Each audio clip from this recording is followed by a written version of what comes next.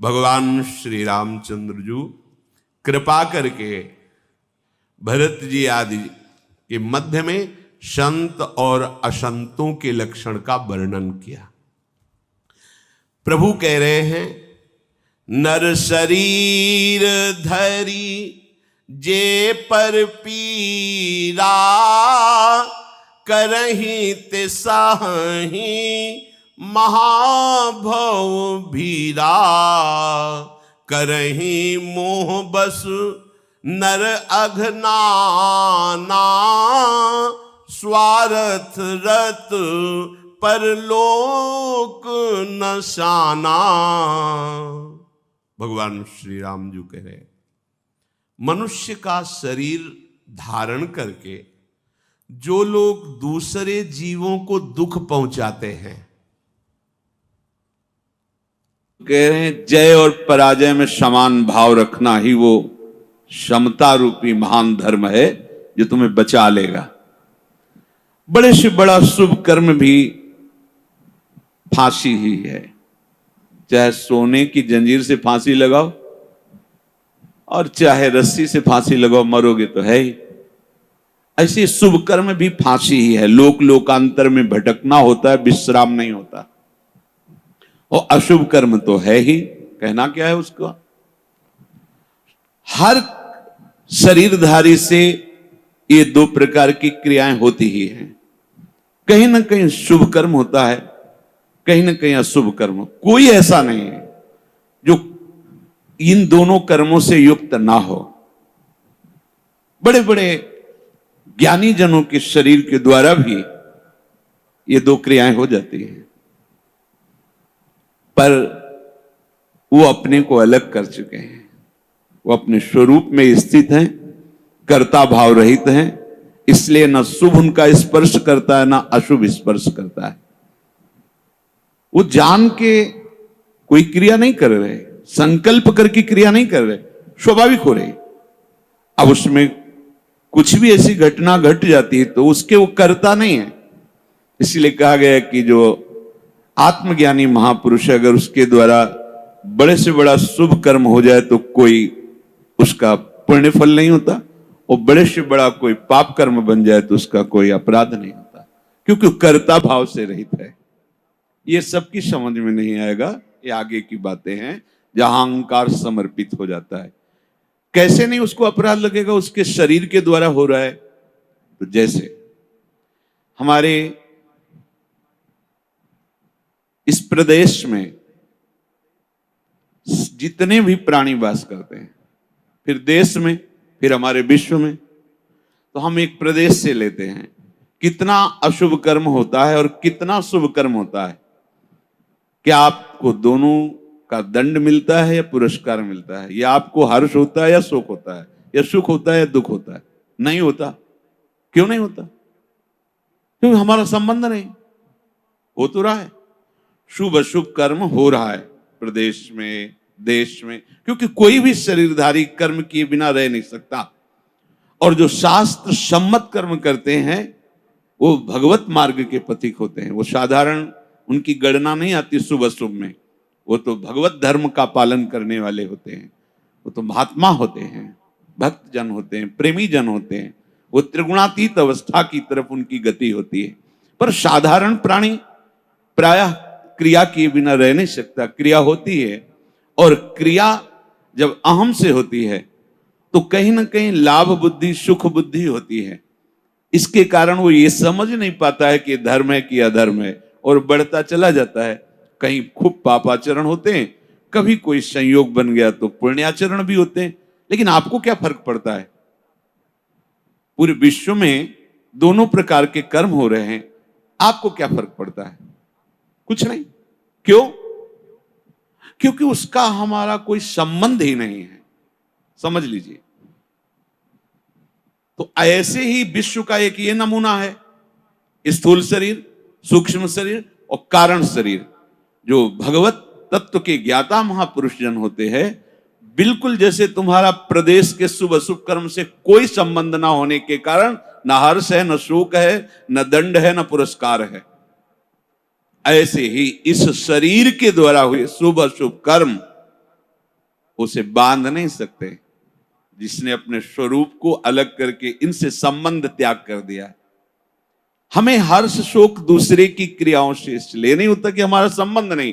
ठीक ऐसे ही शरीर से जब ज्ञान प्राप्त हो जाता है, बिल्कुल जैसे भगवान ने कहा कि पुराना वस्त्र त्याग कर नए वस्त्र को धारण करते। सांप ने केचुल छोड़ दी, कोई संबंध नहीं। पुराना वस्त्र फेंक दिया, उसे कोई जला दे, कोई कुछ करे, कोई संबंध नहीं। वो उत्तम जगह में रखा जाए या अधम जगह में, कोई संपर्क नहीं रहता। ये देहाभिमान होने के कारण, देह भाव होने के कारण हमें अपने कर्मों का भोग भोगना पड़ता है। अब हमको जो भगवान उपदेश कर रहे हैं कि इस कर्म जाल से कैसे मुक्त होना है, क्योंकि अवश्य में भोक्तव्यम कृतम कर्म शुभाशुभम, भगवत वाणी, भोगना पड़ेगा निश्चित। अब कोई ऐसा उपाय जो हम इन कर्मों के जाल से मुक्त हो सके। भगवान कह रहे हैं कि जो भी आपके द्वारा हो रहा है, पहली बात तो जो कर्म हो रहा है वो प्रमाणित होना चाहिए, गुरुजनों के द्वारा शास्त्र सम्मत। मनमानी आचरणों की यहां चर्चा नहीं। यहां जो है तस्मात् शास्त्रम प्रमाणम ते, आपका कोई भी कार्य बिना प्रमाण वाला नहीं होना चाहिए, मनमानी नहीं होना चाहिए। उसका प्रमाण किसी संत ने कहा है, आचार्य ने कहा है, गुरुदेव ने कहा है, भक्तों ने ऐसा कहा है, ऐसा हमारे बुजुर्गों ने कहा है, यह प्रमाणित होना चाहिए। अब उस कर्म का अनुष्ठान करते समय हमारे हृदय में लाभ की विशेष आकांक्षा होती है, उस कर्म की सफलता की विशेष आकांक्षा होती है। अगर आप प्रभु की इस वाणी को नहीं मानेंगे तो बहुत धोखा हो जाएगा हमसे, बहुत गलती हो जाएगी। जैसे जिसको लगता हो कि ये सुख दुख समय कृत्वा लाभा लाभो जया जयो, ये तो केवल विरक्तों के लिए भगवान कह रहे, ऐसा नहीं। देखो सबको लाभ इसमें है। एक विद्यार्थी है, वो विद्या अध्ययन करता है पास होने के लिए, पूरा प्रयास करता है। किसी कारणों से, खेल में ज्यादा बुद्धि होने से, प्रमाद बुद्धि होने से, या प्रयासरत है उतना मानसिक प्रबलता ना होने से चूक हो गई, उत्तर नहीं दे पाया और परीक्षा में फेल हो गया। अब ये सूत्र उसको पता नहीं है, न घर वालों को पता है। अब वो उसे बोलते हैं कि इतना रुपया लगाया, इतनी फीस भरी और तू फेल हो गया। मानसिक उसके ऊपर दबाव डालते हैं। वो शास्त्र ज्ञान से रहित, विवेक रहित बालक विचार करता है, घर वाले भी असंतुष्ट हैं और पास भी नहीं हो पाया, अब क्या करें? बोले मर जाना अच्छा है। देखो कई ऐसी घटनाएं सुनने को मिलती कि अमुक विद्यार्थी फेल हुआ तो उसने आत्महत्या कर ली। ये क्यों हुआ? ये विवेक ना होने के कारण। ठीक है, इस बार फेल हुए हैं तो अगली बार हम प्रयास करें जहां हमारी कमी रही। अगली बार भी फेल होते हैं तो केवल पढ़ करके, विद्या या अध्ययन करके ही जीवन रखना होता है क्या? अगर विद्या नहीं है तो वो जीवन नहीं है। अरे भाई ऐसा नहीं है, जीवन नष्ट करने का अधिकार तुम्हारा नहीं। किसी कार्य में असफलता होने पर अगर हम अपने जीवन को नष्ट कर देते थे तो बहुत बड़ा अपराध बन गया, बहुत बड़ी दुर्गति का कारण बन गया। हमें जो अवसर मिला था उन्नति का, हम अवनति में बदल दिया, बहुत बड़ी हमारी पराजय हो गई। इसलिए ये समता आना अति आवश्यक है। हमें तो लगता है कि सबको सत्संग सुनना चाहिए, भगवत प्राप्ति के लिए ही नहीं, समाज में जीने के लिए भी सत्संग की आवश्यकता है। आसुरी बुद्धि, पशुता का नाश करने के लिए सत्संग समर्थ है। एक किसान है, हजारों रुपए लगा करके, मेहनत करके, बहुत बड़ी मेहनत होती किसान की, बहुत मेहनत होती, बहुत बड़ा तपस्वी होता, वो जान नहीं पाता है अज्ञान की धरा में होने के कारण। जिस ठंडी में आप वस्त्र त्याग नहीं करना चाहते, पूरी रात रात पानी लगाता है गेहूं की खेती में, बड़ी मेहनत करता है। जब फसल काटने का समय आता है तो वर्षा और ओले हो जाते हैं, पूरी फसल नष्ट हो गई। कर्जा लेकर उसने खाद पानी लगाया था, बेटी का ब्याह करना है, बच्चों को पढ़ाना है, अब फसल नष्ट हो गई। कर्जा कैसे देंगे, परिवार का पालन पोषण कैसे करेंगे, इससे अच्छा है आत्महत्या कर लो। कई ऐसी घटनाएं, हम जिस कार्य में चलते हैं असफलता मिलती है तो हमको एक ही उपाय दिखाई देता है कि हम अपने को नष्ट कर लें। भारी मूर्खता। ये जो प्रभु उपदेश कर रहे हैं सबके मंगल के लिए उपदेश कर रहे हैं। छोटी छोटी बातें व्यवहार की। हमारा ब्याह हुआ, हमारी भावना में जो पत्नी थी वैसी नहीं मिली। अब हम जो सफलता चाहते थे इस क्रिया में, उस सफलता ने, अब द्वेष शुरू, विषमता आ गई। कैसे कैसे पापाचरण होने लगते हैं, कैसे कैसे पीछे कितनी ऐसी घटनाएं सुनने को मिल। राक्षसी बुद्धि। ये केवल बैरागियों के लिए, विरक्तों के लिए, संतों के लिए प्रवचन होता है, ऐसी बात नहीं। ये सत्संग ऐसी मति बना देगा कि आप समाज में रहते हुए भी बड़े आनंद पूर्वक सबको आनंद प्रदान करने वाले बन जाएंगे। ये जो जय और पराजय का, लाभ और हानि का, सुख और दुख का हमारे ऊपर प्रभाव पड़ता है, जब तक हम नाम जप करके अपनी बुद्धि को पवित्र करके समता में नहीं लाएंगे तब तक बात बनने वाली नहीं। जगह जगह आप देखो, जगह जगह जहां कोई हारता है तहां वो निराशा अपने ऊपर ले आता है। हारना जीत का एक संकेत है। ऐसा मत समझो कि हारना पतन का संकेत है। नहीं, जो उत्साह संपन्न है, जो विवेकवान है, वो देखते हैं कि मैं कहां से हारा, कौन सा वो बिंदु है जहां मैंने चूक कर गया। विवेकवान तुरंत उसे संभालते हैं, आगे चलते। फिर हार होती तो फिर हमें आगे बढ़ना है, ना कि हमें शरीर नष्ट कर देना है, ना कि हमें इतना चिंतन बिगाड़ लेना कि डिप्रेशन में पहुंच जाए। हर परिस्थिति हमारे कर्म के अनुसार रची गई है। अब हमको संभालना होगा, उस कर्म के प्रवाह में बहकर हमें नष्ट नहीं होना है। इसीलिए भगवान यहां के ततो युद्धाय युज्यस्व।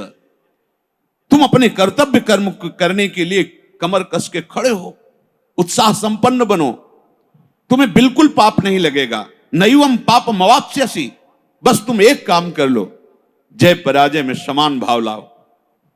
जो आपने माना हुआ लाभ है, अगर हमारा पूर्ण नहीं हो रहा है तो हमें निराश नहीं होना।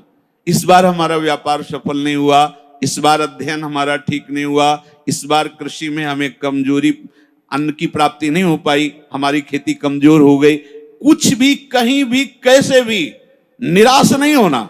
रात है तो दिन आएगा, आप धैर्य रखिए, प्रकाश होगा। अंधकार में उबिए नहीं और प्रकाश में फूलिए नहीं। अभिमान मत कीजिए, अंधकार आने वाला है। इसलिए सम, भगवान कह रहे समय कृत्वा, ये बहुत बड़ी विद्या है। अगर कोई कहे निकुंज में जाने के लिए इसकी क्या आवश्यकता है, तो कृपा प्रकरण में पढ़कर देखिए, तीसरे दोहे में, शत्रु मित्र समझानी सम, मान मान अपमान सम, दुख सुख लाभ न हानि। यह जो कृपा, वही प्रभु कह रहे, सुख दुखे समय कृत्वा लाभा लाभ हो जया जय हो। इसको धारण कीजिए। छोटी छोटी सी अनुकूलता में बाधा पड़ने पर हम दुखी हो जाते हैं, हम विक्षिप्त होने लगते हैं, हम बहुत बड़े लाभ का त्याग कर देते। छोटी सी मनोनुकूल वृत्ति के विरोध होने पर, जबकि वो महामंगल विधान है, आपको समझ में नहीं आ रहा, आप इतने असंतुष्ट हो जाते हैं, इतने हार जाते हैं, इतने निराश हो जाते हैं कि परम लाभ का मार्ग ही छोड़ दिया। ये जरूरी है, जरूरी है। जैसे ये उपदेश जब होते हैं तो प्रश्न भी होते हैं कि कब तक सहें, कब तक सहें? जब तक भगवत प्राप्ति नहीं हो जाती, जब तक भगवत साक्षात्कार नहीं हो जाता, तब तक आप सहो। सहत सहत बाढ़े भगति। इसका परिणाम क्या होगा? हम तो बड़ा दुख सह रहे हैं, अपमान सह रहे हैं, विषमता सह रहे हैं, इसका परिणाम क्या होगा? भगवान कह रहे बिल्कुल निश्चिंत रहो, महाभय से तुम्हारी रक्षा निश्चित यही कर लेगा। समता, किसी के आशीर्वाद की जरूरत नहीं है। ऐसा ते विहिता सांख्ये बुद्धिर्योगे त्विमां शृणु बुद्ध्या युक्तो यया पार्थ कर्म बंधम प्रहास्यसि संतुष्टायेन केनवा। ये कला सीखनी पड़ेगी, ये कला स्वीकृति करनी पड़ेगी, नहीं आप आगे परमार्थ में नहीं बढ़ पाएंगे। हर तरह से अपने को प्रसन्न रखने की चेष्टा रखो, विवेक के द्वारा, किसी वस्तु व्यक्ति स्थान के द्वारा प्रसन्न करने की नहीं, आंतरिक विवेक के द्वारा, बाह्य कोई साधन नहीं। इसके लिए कैसी भी परिस्थिति हो, यदि आपने प्रभु को स्वीकार किया है तो आप प्रसन्न रह सकते हो, क्योंकि हमारे प्रभु विद्या के समुद्र हैं, ज्ञान के समुद्र हैं, प्रेम के समुद्र हैं, ईश्वर के। क्या चाहिए? बिना पढ़े समस्त विद्या प्रकाशित हो जाती है। ब्रह्मा जी किस स्कूल में गए थे? चारों वेद स्वतः स्फुरित हो रहे। किसके संकल्प से? भगवान के संकल्प से। समस्त सृष्टि की जितनी भी कलाएं हैं सब ब्रह्मा जी से तो प्रकट हुई हैं। कहां सीखा ब्रह्मा जी ने? प्रभु के संकल्प से। वही तुम्हारे भी हृदय में संकल्प जागृत हो जाएगा। मूकम करोति वाचालम पंगुम लंघयते गिरिम यत् कृपा तमहम वंदे परमानंद माधवम। आज मेरे पास अमुक अव्यवस्था है, कल ऐसा हो सकता है कि तुम भारी से भारी सृष्टि की व्यवस्था करने वाले बन जाओ, क्योंकि तुम्हारा स्वामी अनंत ईश्वर संपन्न है। इस बात को लेकर के वो इस समता को धारण कर सकता है। अगर इतने बड़े प्रभु का सहारा नहीं है फिर सहेगा किससे? ये सहने की सामर्थ्य सिर्फ हरि के चरणारविंद के आश्रय से आती, भरोसे से आती। ठीक है, आज हमारा मन ठीक नहीं है, लेकिन जिस दिन मन चोर देखेंगे ना उस दिन निहाल हो जाएंगे। ठीक है, आज हमारी ऐसी परिस्थिति, जिस दिन वो देखेंगे ना हम निहाल हो जाएंगे। देखो ना, कई कई दिन केवल तुलसी दल का भोग लगता है, लेकिन ना अन्य आश्रय है, ना अन्य भरोसा है श्री सुदामा जी को, है केवल कृष्ण प्यारे का। और वो भी कुछ लेने के लिए भरोसा नहीं, केवल विशुद्ध प्यार है। तो जैसी द्वारिकापुरी वैसी सुदामापुरी खड़ी कर दी। संतोष अगर किसी को हो सकता है तो प्रभु को लेकर के होगा। ध्यान रखना, अगर प्रभु का आशा भरोसा नहीं तो आप नहीं। क्या आप पास होते चले गए और भगवत भरोसा नहीं है? माना कोई बहुत बढ़िया नौकरी मिल गई और आपके आचरण भ्रष्ट हैं, तो क्या आप शांत हो जाएंगे? क्या आपका हृदय शीतल रहेगा? क्या आपका मन प्रसन्न रहेगा? नहीं। नाना प्रकार की भोग सामग्रियां और सम्राट पद, दुनिया का ऐश्वर्य मिल जाए पर हरि चरणों से संबंध नहीं है तो विश्राम नहीं मिल सकता। तब लगी कुशल न जीव कहूं, सपने हूं मन विश्राम, जब लगी भजत न राम को